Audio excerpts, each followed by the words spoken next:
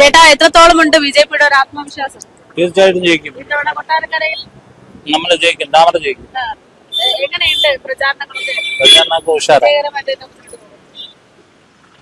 ചേട്ടാ ഈ ബിജെപിയുടെ ആത്മവിശ്വാസം എത്രത്തോളം ഉണ്ട് എന്നുള്ളതാണ്? തീർച്ചയായിട്ടും ജയിക്കും. നല്ല ഭൂരിപക്ഷത്തിൽ ജയിക്കാനുള്ള എല്ലാ സാധ്യതകളും ഉണ്ട്.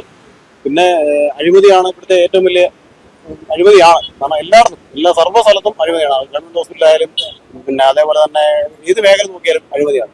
ഇപ്പൊ തന്നെ ഒരു പ്രൈവറ്റ് സ്റ്റാൻഡ് ഒരു 1.5 കോടി രൂപയ്ക്ക് ഒരു ബസ് സ്റ്റാൻഡ് പണി വെച്ചിട്ടുണ്ട്. അത് കണ്ടു കഴിഞ്ഞാൽ 25 ലക്ഷം രൂപ അതിന് ചിലവാകില്ല. അതിന് 1.25 കോടിയാണ് ഈ പറഞ്ഞ ഊരാളുകൾ സൊസൈറ്റി കൊടുത്തേക്കുന്നത്.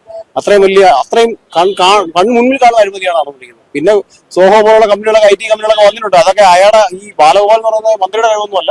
അവർ വന്ന് ഇവിടെ പ്രവർത്തിക്കുന്നു, അവർക്ക് അതിന്റെ ലാഭം ഉണ്ടാകുന്നു പോകുന്നു. അല്ലാതെ വേറെ ഇവിടെ യാതൊരു വികസനം കൊടുത്തു നടന്നില്ല. കുറെ കല്ല് മാത്രമുണ്ട്. എയർപോർട്ടിന് വരെ കല്ലിട്ടുണ്ട്. പക്ഷെ കല്ലിടാൻ ആർക്കും പറ്റും, ഇതൊക്കെ നടപ്പാക്കാൻ പറ്റത്തില്ല. ബൈപ്പാസ് പറയാൻ തുടങ്ങിയിട്ട് തന്നെ 25 വർഷത്തോളമായി ഈ ബൈപ്പാസിന്റെ കാര്യം പറഞ്ഞതൊക്കെ. അതേപോലെ മാറ്റം വരണം എന്നുള്ളത് തീർച്ചയാണ്. മാറ്റം വരണമെങ്കിൽ BJP വന്നായിട്ട് BJP ഒക്കെ ഇന്നിപ്പോ പറയുകയാണോ നാളെ രാവിലെ ഇന്ന് നടത്തിയിരിക്കും. അതായത് ഇപ്പം ഹൈവേ ഹൈവേ പണിയെന്ന് പറഞ്ഞാൽ നടപ്പാക്കുന്ന പാർട്ടിയാണ് BJP വന്നാലും വികസനം ഉണ്ടാവുന്നത്. ഹൈവേ ആയാലും ഏത് പ്രവർത്തനമായാലും.